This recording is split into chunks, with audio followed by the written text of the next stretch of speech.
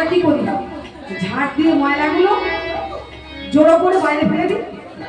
আর কৃষ্ণদাস কুঞ্জ মন্দির ঝাড় দিয়ে ময়লাগুলো ধুলো গুলো এক জায়গায় করছে, আর কুড়িয়ে কুড়িয়ে মাথায় গায়ে সর্ব অঙ্গে ভাবছে নিতাই গৌর আমার হৃদয় মাঝারে আসিয়া ও হে রাধা আমার হৃদয় মাঝারে আসিয়া ও হে রাধা।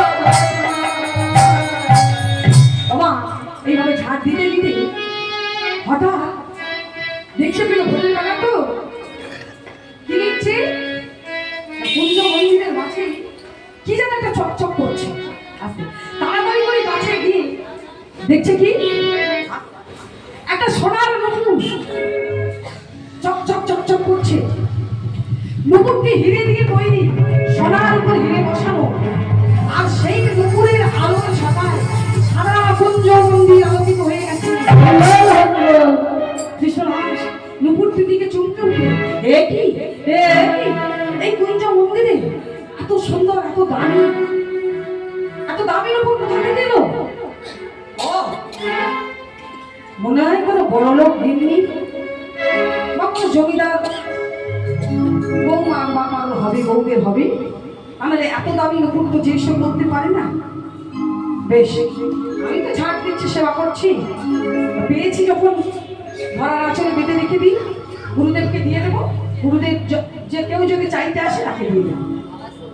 এই বলে নপুরটি ঘুরিয়ে যেমনই নপুরটি ধরবার জন্য ছুঁয়েছে, সঙ্গে সঙ্গে চমকে দেখি সর্বাত্ম ধর্মাত্ম বলিবা হয়ে উঠেছে। কৃষ্ণদাসে থরথর করে কাঁপছে, নয়ন হতে অবিরত জল পড়ছে। একই আমার সর্বাঙ্গ এমন হচ্ছে কেন? আমার কি হলো? আমি এমন হলাম কেন? নয়ন থেকে জল ঝরছে, সর্বাত্ম হচ্ছে ধর্মাত্ম বলিবা। রাধে রাধে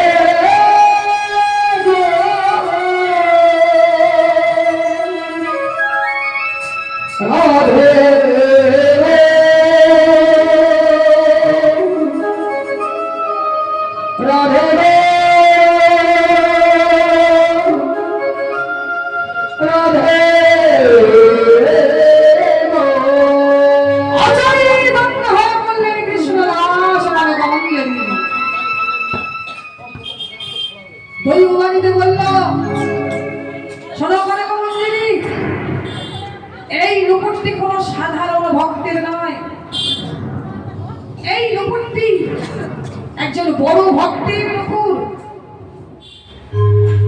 তুমি এই নুপুরটি তুলে গুছিয়ে রাখো, ধীরে ধীরে এই নুপুরের পরিচয় তুমি পেয়ে যাবে।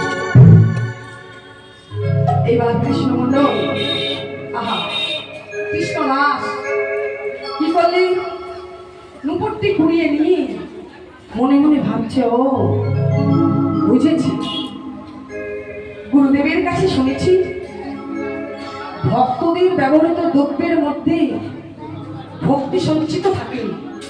আমার মনে হয় এই নুপুরটির মধ্যে ভক্তি সঞ্চিত ছিল, আর আমি যেমনই স্পর্শ করেছি সেই ভক্তি আমার মধ্যে প্রবেশ করেছে, তাই আমার এমন দশা হয়েছে। যা নুপুরটি যা হয় হোক, আমি তুলে রাখি।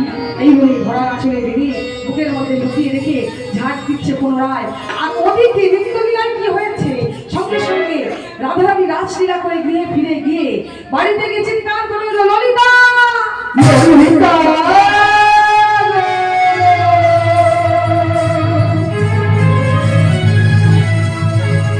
ললিতা ললিতা ললিতা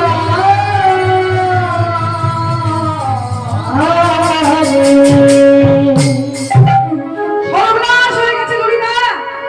এই দেখ, আমার এক পায়ে নুপুর আছে আর এক পায়ে নুপুর নেই। এই ললিতা, আমার মনে হয় ওই কুঞ্জ মন্দিরের পথে কোথাও নুপুরটা পড়ে গেছে, আর তা নাহলে কুঞ্জ মন্দিরে পড়েছে। জানা সখী, শীঘ্র গিয়ে নিয়ে আয়। রাধে, যত গন্ডগোল পাকাবি তুই, আর সমাধান করতে হবে আমাদের। হ্যাঁ, আরে বাবা, সকাল হয়ে এসেছে, আমি তো তোর প্রধানা সখী ললিতা, আমি কি ললিতা হয়ে তোর নূপুর খুঁজতে যেতে পারি রাস্তায়? আজি বাবা, তুই ললিতা হয়ে কেন যাবি?